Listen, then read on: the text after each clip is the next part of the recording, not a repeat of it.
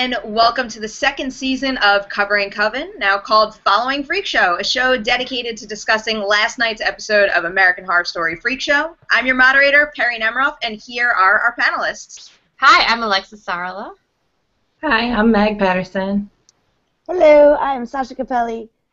Alright, so the American Horror Story Freak Show premiere, Monsters Among Us, is essentially our introduction to Elsa's Cabinet of Curiosities and everyone in it.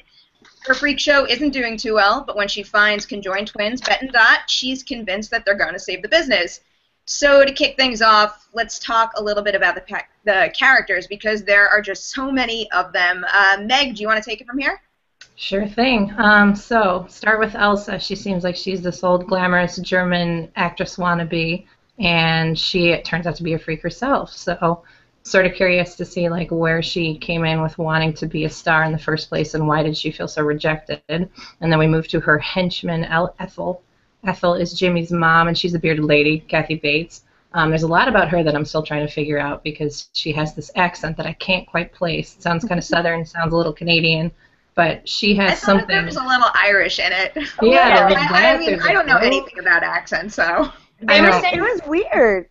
They were saying Baltimore online. Or she tweeted that she was going for Baltimore. So. Well, she might have failed. I don't know. What the hell?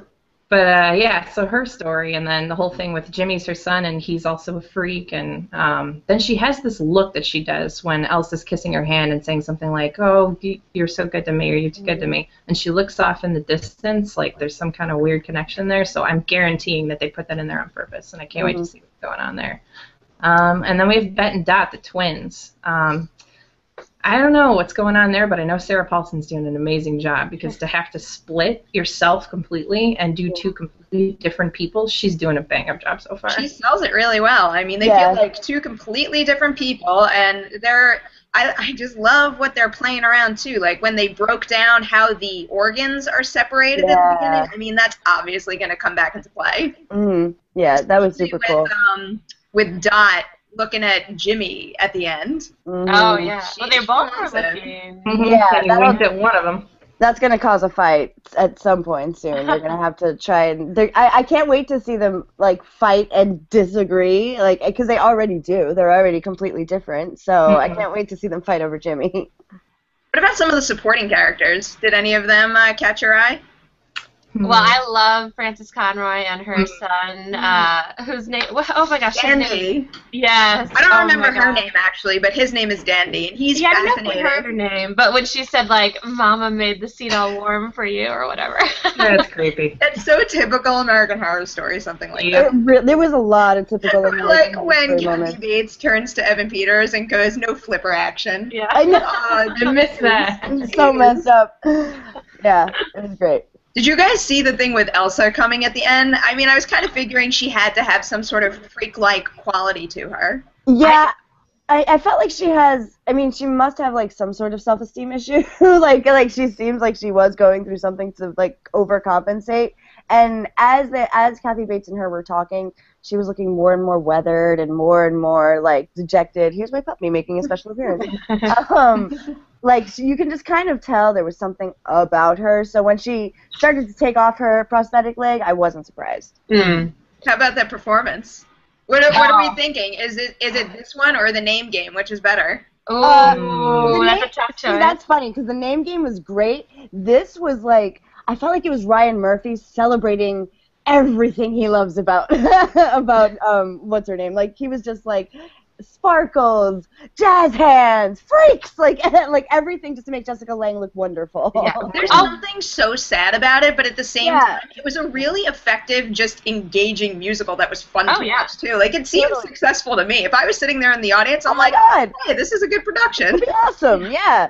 It was extremely Baz Luhrmann, too. Exactly. I was just going to say Moulin Rouge. Yeah. There was also that weird quick cut to another Jessica Lange sitting watching with this, like, black thing on her head. Yeah. I was wondering about that. I went back and I looked at it after, and it's like, she had a lot of makeup on, like she had been on stage. So I'm, like, assuming that maybe she was part of a show beforehand, whether it was a freak show or some other type of performance show. He was a Then- ringleader or something somewhere. It looked like. Yeah. Well, yeah, it reminded me of Cabaret. Like she was, you know, before the war, maybe, or something. Yeah, that would make sense. All right, let's move on to the character that we're obviously saving for his very own section, Twisty the Clown. Sasha, this one's yours. Twisty has got some issues. He, well, I really did like, I mean, this sounds bad, but I liked his first, like, crazy murder scene. It was, like, on some Zodiac killer stuff. I was going to say, that's exactly what it made me think of. And I'm like, you just want an R-rated movie, TV? Jeez. Oh, my God. And it was disturbing. Like, he was not playing around, and it was no Pennywise. Like, it was on another level. He was, and when he was asked where the rest of his face went by those two randos he's keeping captive, who we don't really know anything about. He's keeping two randos captive in his van, his clown van, and seems to me he's some sort of excommunicated, bitter freak, because they show him towards the end. I didn't know he was going to actually go into the freak show, and when he finally goes in, he doesn't seem very happy. He doesn't seem like he belongs. So he looks like I have some sort of feeling that Jessica Lange, Elsa may have kicked him out, and he's bitter, and maybe he was kicked out because he likes to kill people. He's a little stabby. So I feel like he's murderous. Right there. I feel like he might be like an excommunicated freak. Yeah, just like bitter. That's why he wants to perform all the time too. Because every time he performs for someone, even though he's really disgusting looking, and he does like that little like bow. Oh, it's so creepy. Wants to entertain them, even when he's got the kids. Well, does she qualify as a kid, or? I think in his mind she does, like an innocent or something, you know, like. Yeah, and he keeps them in cages the way the smallest woman in the world is kept in a cage, and like he kind of treats them as freaks. And when they start to like get scared, he rattles the cage even more because he kind of is like, oh, this is what they did at the freak show, and it was messed me up, so I'm going to try and do it to the humans. So he's got a little, like, obviously he's twisty in his mind as well as everywhere else. So he's going to be a fun character to watch. He's going to tear up the freak show. I have a feeling Twisty's going to carry, like, the horror component, like, all on his own here. Yeah, and I'm okay with that, because I'm not scared of clowns in particular, but I'm scared of him. Yeah, he's hard to look at. I don't know if I would like let him even walk up to me to do those tricks before I turned around. I was thinking that about it. She's like, okay, she just stands there. I mean, she thought that her boyfriend hired him or something, so she stood there politely for a second. I would a bad boyfriend if that's the case. Yeah, I would exactly. I would be like, I am angry at you for hiring this clown for a picnic. Yeah. I'm really curious to see how he ends up with Dandy. Did you see that in the promo? Oh yeah. Oh yeah. And then Dandy's covered in blood at the very, very last shot. Oh yeah. It's like Dandy wanted the twins, and that's like his next best option. Oh yeah. I was wondering what he wanted them for. Ooh. Just wants to buy some humans. That's cool. He wants freaks. Yeah, he seems like I read in the description somewhere that he wants to be part of the freak show. But I mean, that was just like news before the show aired, so maybe he's just like a freak collector. But I think someone else is the freak collector. I think Dennis O'Hare's character is. Oh yeah, in the preview. Yeah. Like that. Maybe he'll make himself a freak somehow. Like maybe he'll mutilate himself. He seems like the kind of weirdo to do that. Right. I feel like you might have just like nailed two things. That story of Twisty, and I can totally see that happening as well. All right, so you want to move on to our third topic, because what is a new season of American Horror Story without some crazy camera work? Alexis, you want to talk about the visuals a little?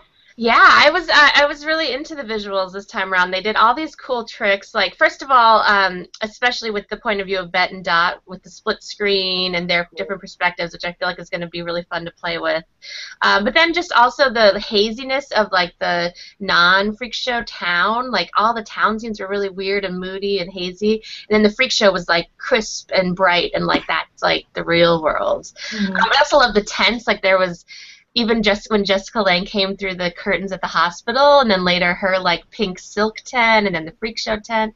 Like I feel like the imagery, there's so much they can play with this time around. There were so many favorite shots that I would totally freeze frame and just like hang up somewhere. And as sick as it sounds, a lot of it is Twisty stuff too. Yeah. Like I put this in my review on Collider. Some of my favorite shots were when you get that wide shot of him walking behind her and coming up, and then also when she's running away and he just runs right at the frame. It's so loved it. And there was creepy. A lot of tracking. Ryan Murphy's big on tracking this year, so I loved in the beginning when the milkman's walking through the house and they have like from the bottom they're tracking him. You don't see that a lot. Like you kind of just see things go straight backwards, like from straight on. So they had him from the bottom and it kind of like went out.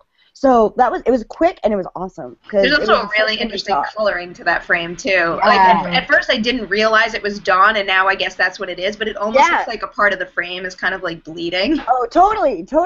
And when they were split framing it, I love the different like angles. Like you saw Jessica Did that throw Lange. you guys off at all? Because like I totally got it when one side was Bet and one side was Dot, but when all of a sudden one side became Bet's POV and then the other was like a single shot on her, I got like a little disoriented. He was he was playing with a lot of stuff, I think. I was trying to figure out which angle was which. Like it seemed to me I was trying to see because like I forget which one because they look alike. The one who is more skeptical, is that Betty? Dot. That's Dot.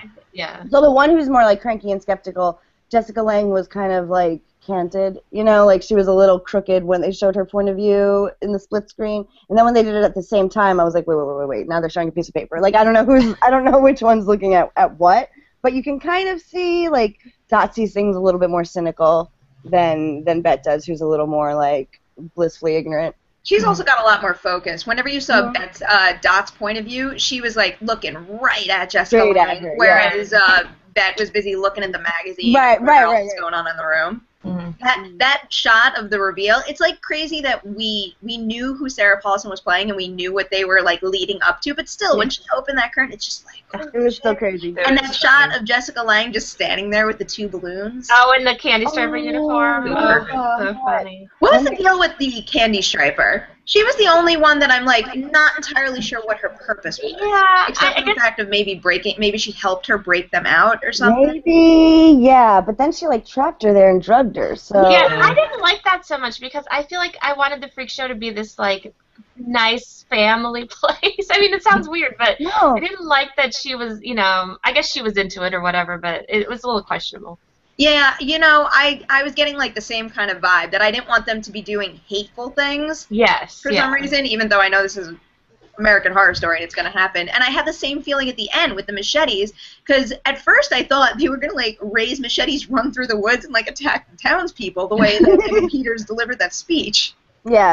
Yeah, I know. It sounded like they were going to just torch through the town and, like, have freak revenge, which might still happen. You never know. I think what they meant is that they're just going to, like, chop up the body and the next... Right, get rid of it, for them to do it, but, like, I was ready for, like, a town massacre episode. All right, that's actually a good transition. So, each week, before wrapping up, we're going to jump into something called Rapid Fire Time, the point in the show when we discuss what we're looking forward to in the episode to come, or in this case, the whole season. And for me... I mean, I'm just thinking what isn't there to look forward to at this point. This episode was something like 60 to I think it was exactly 63 minutes long, but it wasn't enough in the end. There's just so much going on. There's so many interesting characters in play, and I really genuinely wanted to know everything about all of them.